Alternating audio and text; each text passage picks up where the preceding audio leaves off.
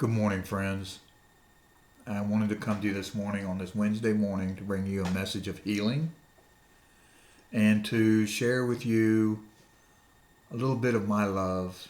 And I wanted to answer a question that was brought to me not too long ago about, I was asked who wrote the Bible and why they should be feeling that it is something they should read or participate in or whatever. And I guess the best answer to that is that it is one of the only books that I know of that has survived over millennia and provided guidance to so many people in how to live and how to try to be honest and open and loving and seeking your life purpose. And as far as who wrote it, it was written by many people. And it was a collection of just all kinds of writings. And there are a lot of people have put together books, handbooks about how to study the Bible and about the history of the Bible, and a lot of things have been brought to light about the authors and how it was canonized and how many times it's been written and how many times it's been put together. There are many, many, many different iterations of the Bible. There's the Torah, which is the Hebrew Bible. There's the Greek Bible. There's the Latin Bible. There is the Old Testament and the New Testament. And the Old Testament is like with Genesis and all that about the beginning of the world and all of those things. And so the people who wrote the different chapters in the Bible were from many different times in man, from the very beginning to up through the time of Jesus and his apostles, and so it's written by a lot of people, and it's been revised and abridged, and different sects of religions have come up with different versions of the Bible. But the primary thing I think about the Bible is, and I want to read something that makes this an important aspect of why the Bible continues to be an important part of the human evolution. When all is said, the Bible remains a strangely modern book, often strikingly relevant to our contemporary life. This is so in part because the human situation in every age remains fundamentally the same. We're born, grow up in families, marry, beget children, and work for a living in a natural order, often hostile to our best efforts. We struggle against human enemies and cringe before the leering face of death. In every age, people are tempted to worship the creature rather than the Creator, and to seek self-gratification rather than the well-being of all people. Though the cultural setting of human life varies from age to age, its basic situation remains the same.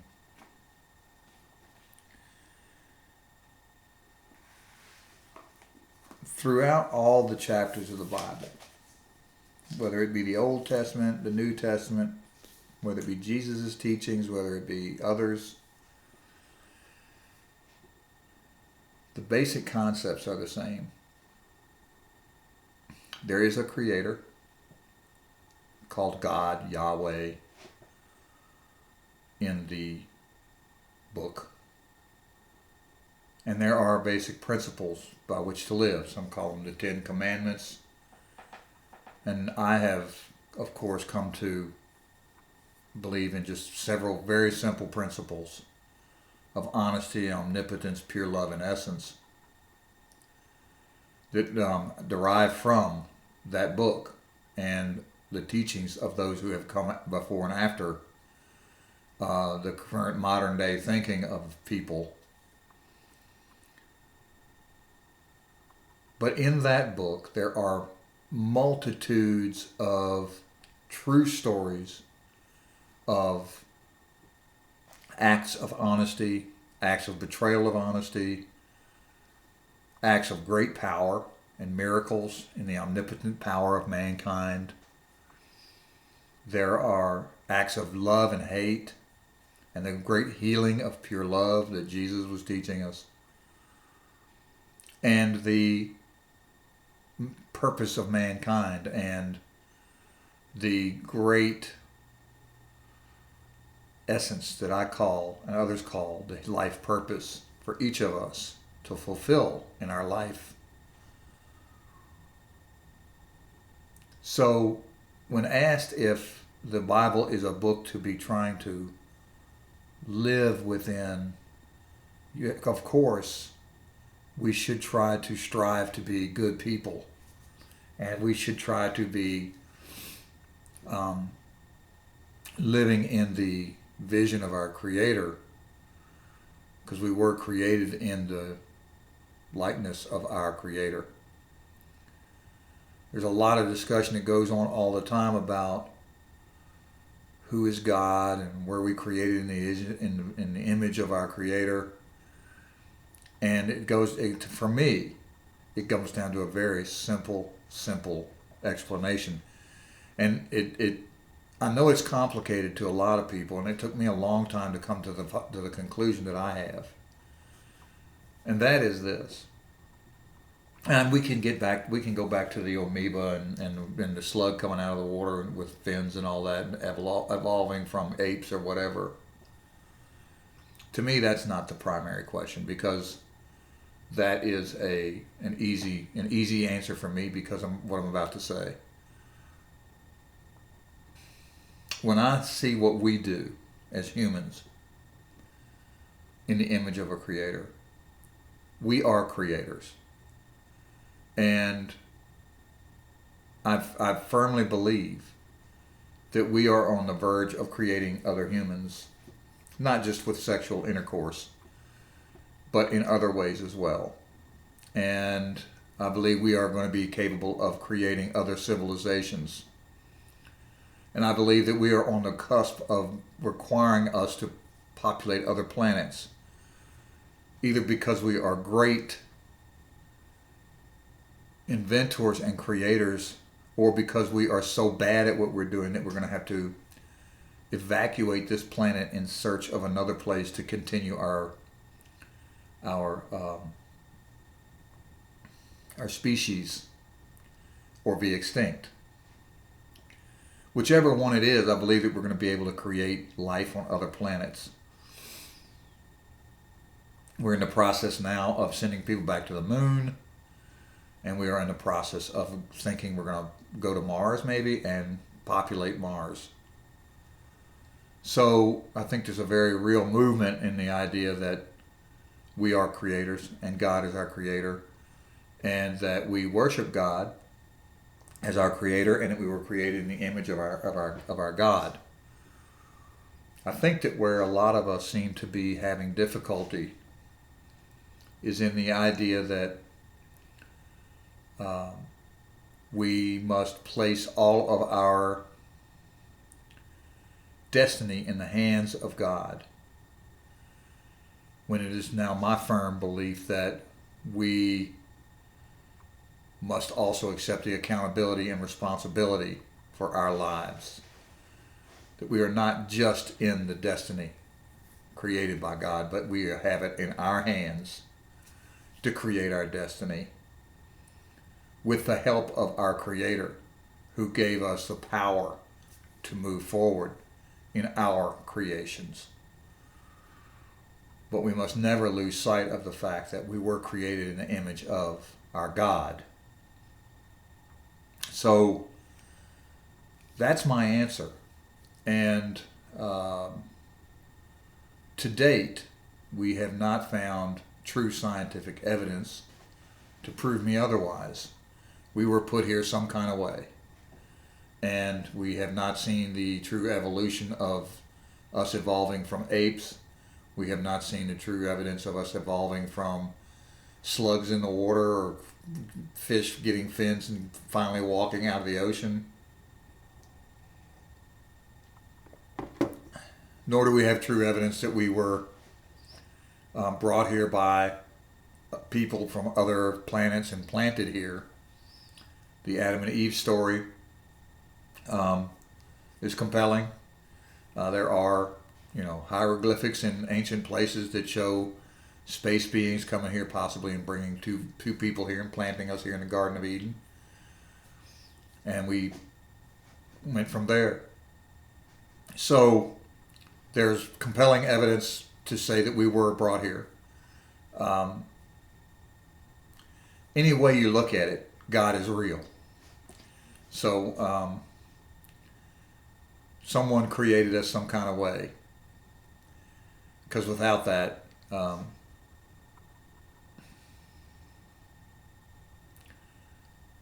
don't think that we are the only species. I don't think that we should be that arrogant to think that we're the only possible creators in the universe of universes. So, that's my answer to your question. The person who asked me who wrote the Bible, I know it took me down a little bit of a rabbit hole there. But the Bible was written by many people with many levels of experiences in dealing with God and having God in their life and believing that there's a creator and following the teachings of the people who have interactions with the creator. Now, to bring that to the next level, I myself have interactions with God often. And I have also ignored the messages that I get from God in my daily life. I have had interactions with God that have scared me, that have put me in a position where I had to make choices that when I made those took me on a different path away from what I was chosen and what my purpose was. And I regret that. But I know that to be the truth. And I know that where I am now is where I'm supposed to be. And I get nudged from time to time to know what my purpose is. You too should be thinking about and connecting with God to make sure that you understand what your purpose is. You can call God what you want. You can call it the universe. You can call it the entity. You can call God whatever you wish. I'm old. I like to call God what I was taught God is in my Creator. You can call God the universe. You can call God the spirit. You can call God the ether, the matrix, whatever you choose. It doesn't really matter. The idea, though, is that you have a connection to the power that is within you to be a creator. This is what we need to get back to. And we also need to get back to the basic concepts that keep us alive and without going extinct. There are natural laws that we should honor and operate within, because when we don't, we create mutations on both the physical, spiritual, and emotional levels that kill us. I have known people in my life that have died and gotten disease from a broken heart because they've been deceived or they have been, hurt to the point where they can't recover. When you devote yourself to someone, and I'm guilty of this too, when you devote your complete and honor, love, and devotion to someone, and you give them your all, and then they deceive you to the point of no return, you're broken. Your heart is broken. And it's a very hard thing to recover from. For many, they can't recover. Their heart is broken and they can't get over that hurt. They get cancer, they get heart disease, and they die. For some of us, we choose to harden ourselves and to move forward, and we survive it. And then later in life, maybe we soften again and we are able to love again, or to love again, or able to love again. Some of us are too young when we get hurt like that to know that we're hurt. And that happened to me when I was younger, when my dad killed himself. I was too young to know the damage that it had done to me until I was in my 30s and realized that I had been hurt to the point, but when you're an adult and you're in a relationship and someone hurts you so badly, it's often impossible for you to recover from. These are the things that we need to overcome.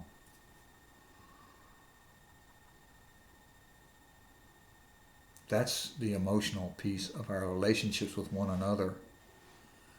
That when you commit your entire life to a person, your entire soul to a person, and they deceive you, they hurt you, they break you, you can die from that.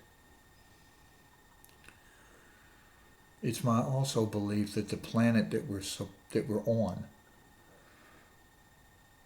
and this is a piece from the Bible that told Adam and Eve, and Noah was reminded of this. You have dominion over your planet. You have dominion over the place that you were planted on to take care of that place that you have been planted on to live. So what are we doing to have dominion over our planet?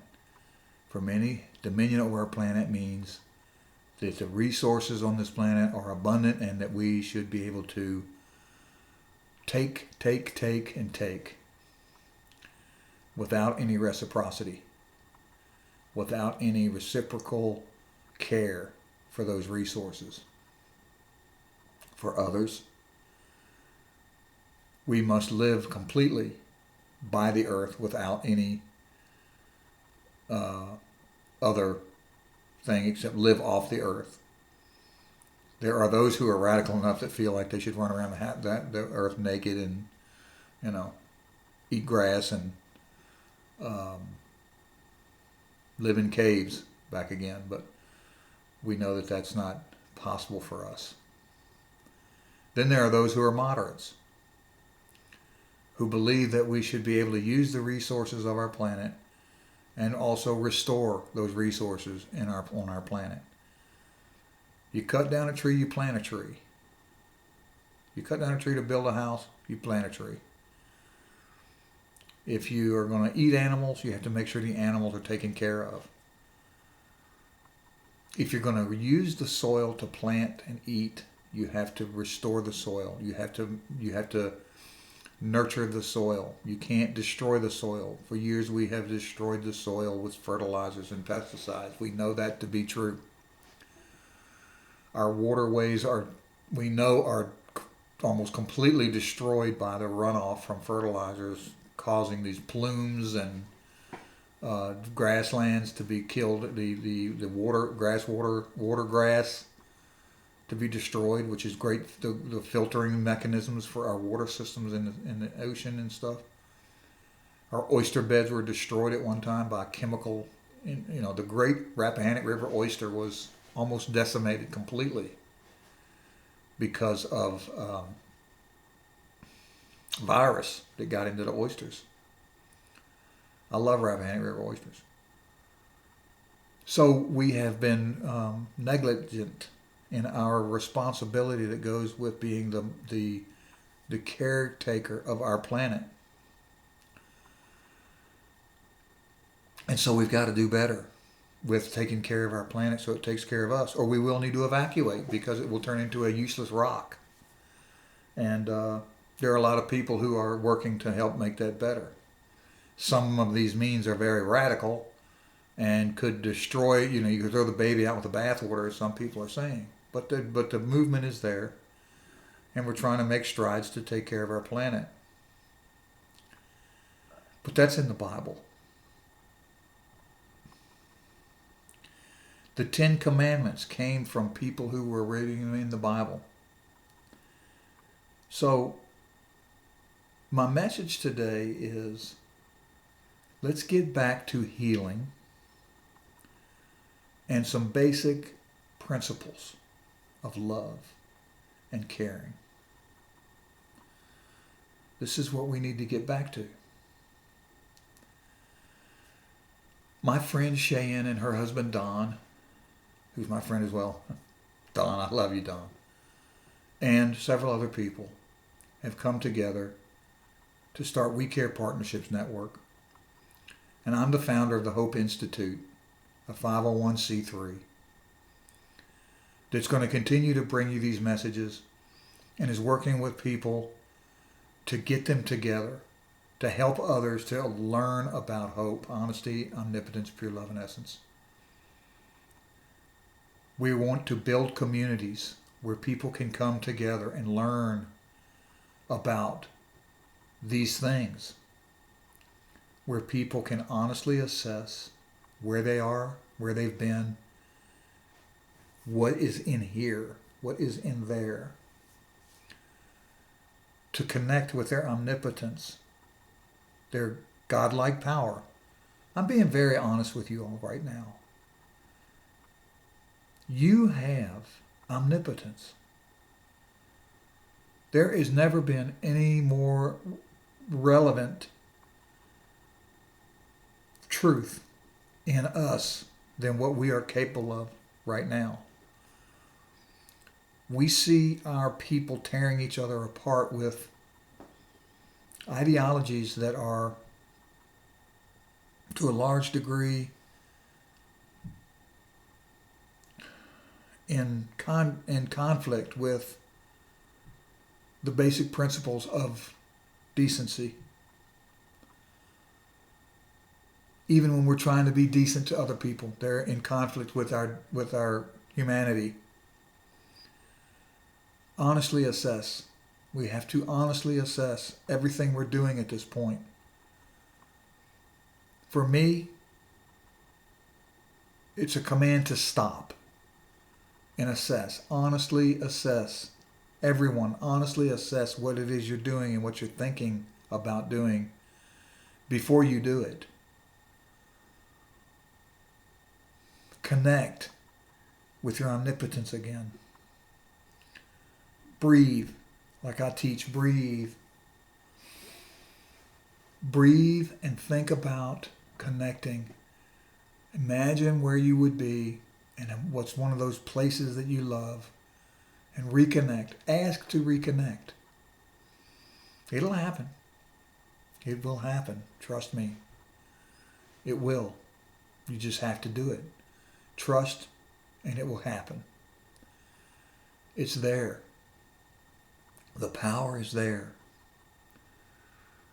Be ready though, because when it happens, it might jolt you, and you have to be willing to go with it.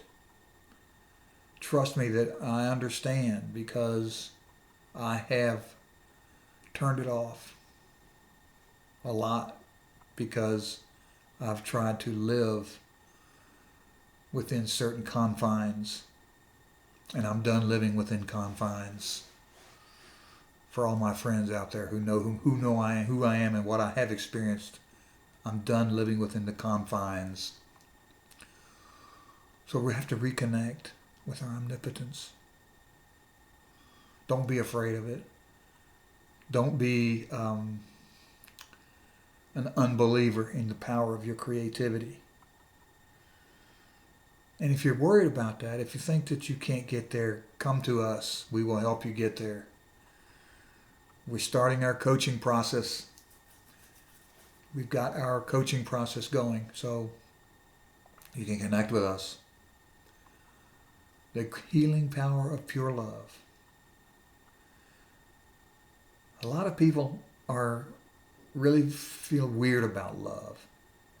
And when I say pure love, there's only one word for that, and that is that you do not feel anything for a human being other than love, because you accept that we are a common denominator. We are a species that was created to learn, to live, to learn, to love, to create, and to move on. And that, as I read to you earlier, we live, we're born, we live, we marry, we work, we die, we do the same things over and over again. But we are evolving. Look around you. We now live longer than ever before. Used to be 30 years old was pretty old. Now, 100 years old is pretty old, is real old. I believe there's a time when people used to live to be in their hundreds. So, we are evolving as a species from being able to live 30 and 40 years to being able to live 100 years. I'm 63, and I don't particularly feel like I'm 63, although from smoking I've got COPD, but I can still climb a hill pretty good. And so we got to get back to the pure love. The healing of pure love is what brings people together in a unified way. The resources we can work together to share around the planet. And then the essence of who you are as a person, what you were created to be, will come to light when you practice those first three principles of honesty, omnipotence, and pure love. Your essence will awaken. You will begin to realize what it is you're here to do. You already know to some degree what it is you're here to do, because you've got it. You do things that you love to do, like I'm doing right now, talking to you and speaking and writing. I like to write and speak and do those kind of things. So those four things, the honesty, omnipotence, pure love, and essence, when it's all boiled down to one thing, it's hope. And the Hope Institute can help you get there and go walk you through those principles. So I've spent about 30 minutes with you this morning, and I wanted to just bring you that message of hope, and to let you know that I'm here, and that my friends are here, that you can reach us. You can go to Rick Mabe at livinghopeinstitute.org. You can send me an email.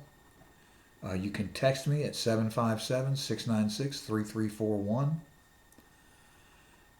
We've got workshops starting up again. We've got a lot of things going on with business right now, trying to get incomes going for a lot of people to help them get out of their stuck place they're in with this COVID thing we've got going. We've got a lot of things going on with the business end. Helping people to get income streams coming in that's so desperately needed right now, especially with what's going on in our country right now, because we don't know what's going to happen next with this extreme spending that's going on right now to try to help people.